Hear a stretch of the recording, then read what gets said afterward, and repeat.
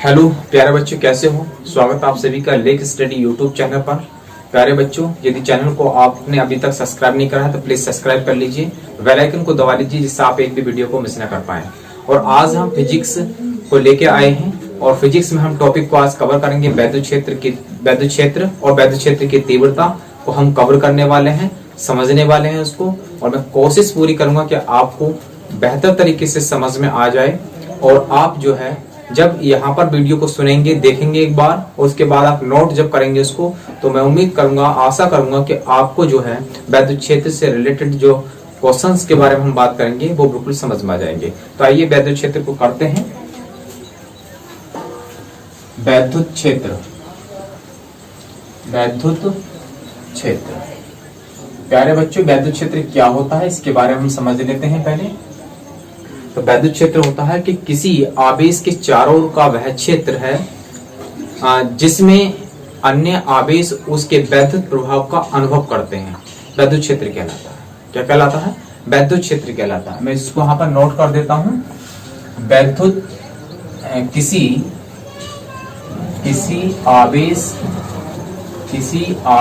के चारों ओर का वह क्षेत्र है जिसमें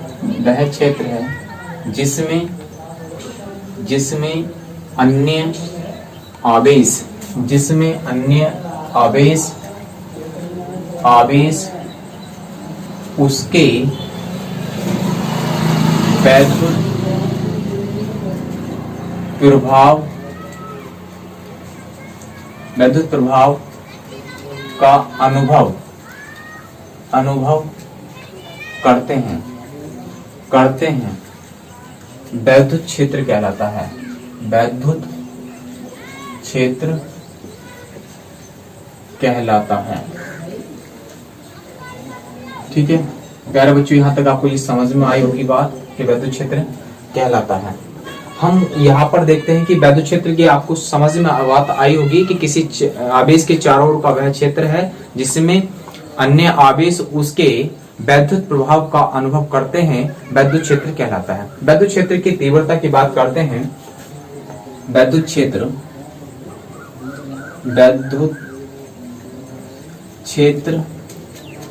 की तीव्रता, प्यारे बच्चों, वैद्युत क्षेत्र की तीव्रता क्या होती है? वैद्युत क्षेत्र में किसी बिंदु पर रखे परीक्षण आवेश के प्रति एकांक आवेश पर कार्यरत वैद्युत बल के उस बिंदु पर वैद्युत क्षेत्र की तीव्रता कहते हैं। दोबारा मैं रिपीट कर देता हूं, आप इसको सुन लेंगे कि वैद्युत क्षेत्र के किसी बिंदु पर रखे परीक्षण आवेश के प्रति एकांक आवेश पर कार्यरत वैद्युत बल को उस बिंदु पर वैद्युत क्षेत्र की तीव्रता कहते हैं। इसे प्रदर्शित करते हैं। मैं यहाँ पर एक बार रिपीट कर देता हूँ, उसको लिख देता हूँ यहाँ पर। वैद्युत क्षेत्र के किसी बिंदु पर रखे परीक्षण आवेश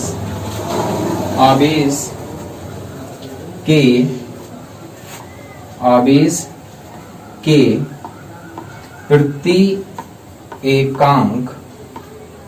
प्रति एकांक आवेश पर कार्यरत वैद्युत बल के उस कार्यरत वैद्युत बल को उस बिंदु पर वैद्युत क्षेत्र की तीव्रता कहते हैं। इसे ई से प्रदर्शित करते हैं। प्यारे बच्चों, यहाँ तक ये बात समझ में आई होगी कि वैद्युत क्षेत्र के किसी बिंदु पर रखे परीक्षण आवेश के प्रति एकांक आवेश पर कार्यरत वैद्युत बल को उस बिंदु पर वैद्युत क्षेत्र की तीव्रता कहते हैं, इसे ई से प्रदर्शित करते हैं। मैं इसको फिनिश कर देता हूं, आप इसको नोट कर देना।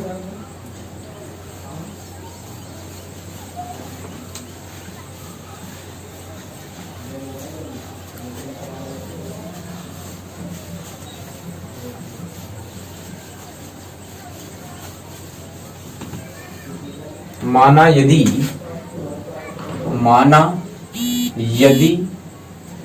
वैद्युत क्षेत्र के किसी बिंदु पर परीक्षण आवेश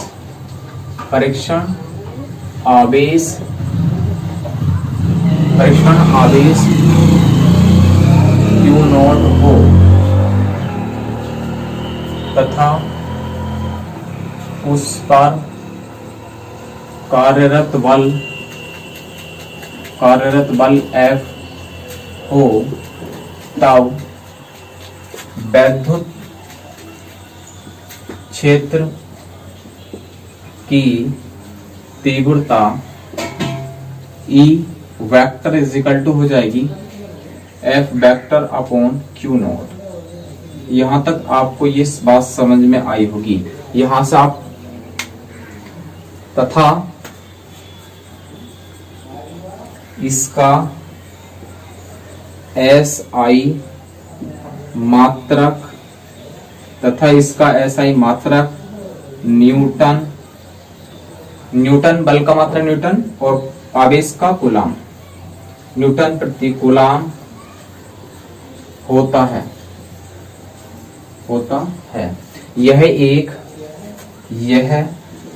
एक सदिश राशि है। यह एक क्या है? सदिश राशि। मैं उम्मीद करूंगा कि आपको प्यारे बच्चों ये बात समझ में आई होगी। मैं एक बार रिपीट कर देता हूँ इस फॉर्मूले के अकॉर्डिंग कि आपको किस तरीके से इसको याद रख लेना है। अगर आपको ये फॉर्मूला याद है तो आप इसकी डेफिनेशन को खुद तैयार कर सकते हैं। कैसे कर सकते हैं कि वैद्युत क्षेत्र में किसी बिंदु पर रखे परीक्षण आवेश पर प्रति एकांक आवेश पर कार्यरत बल तो क्या कहते हैं? वैद्युत क्षेत्र की तीव्रता है। या आप इस तरीके से कहते हैं कि एकांक परीक्षण आवेश पर कार्य करने वाले बल को वैद्युत क्षेत्र की तीव्रता कहते हैं। आप इस तरीके से इसको याद कर सकते हैं अपनी भाषा में, अपनी लैंग्वेज में। तो मैं उम्मीद करूंगा कि यहाँ तक ये बात समझ में आपको आई होगी।